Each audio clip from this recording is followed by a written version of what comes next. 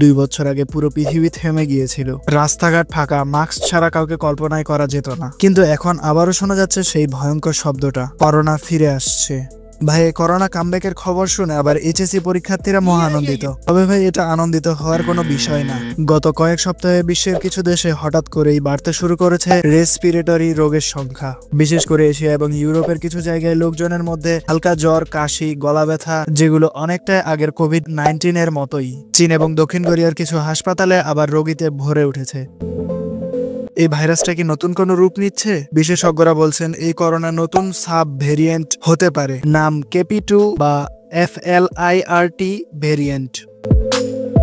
আপনি হয়তো ভাবছেন, আরে ভাই, আমরা তো ভ্যাকসিন নিয়েছি, মাস্কও পরেছি, এখন আবার কিসের ভয়? ঠিকই, কিন্তু সমস্যা হলো এই নতুন ভেরিয়েন্টগুলো অনেক বেশি বিপজ্জনক না হলেও খুব দ্রুত ছড়ায়, এবং সবচেয়ে ভয়াবহ বিষয়, অনেকেই টের পাচ্ছেন না যে তারা আক্রান্ত, তাই সংক্রমণ ছড়াচ্ছে নীরবে। আবার কিছু দেশে স্কুল ও অফিসে মাস্ক বাধ্যতামূলক করার চিন্তাও শুরু করেছে।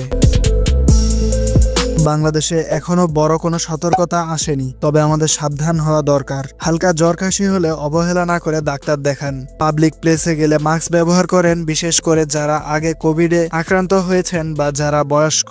এবং অবশ্যই ফেক নিউজ বা গুজবে কান দেবেন না। সত্য খবর জানুন, সতর্ক থাকুন।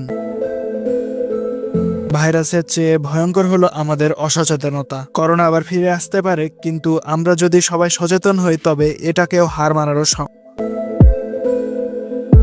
করোনা আবারও ফিরে আসতে পারে, কিন্তু আমরা যদি সবাই সচেতন হই তবে এটাও হার মানবে। আপনার মূল্যবান মন্তব্য দিন কমেন্টে, আর লাইক এবং ভিডিওটি শেয়ার করুন যাতে সবাই সতর্ক থাকে। এমন আরও ভিডিও পেতে স্যাটেলাইট চ্যানেলটিকে সাবস্ক্রাইব এবং পেজটিতে ফলো করে দিন। দেখা হবে পরের মজাদার অথচ জরুরি বিষয়ে।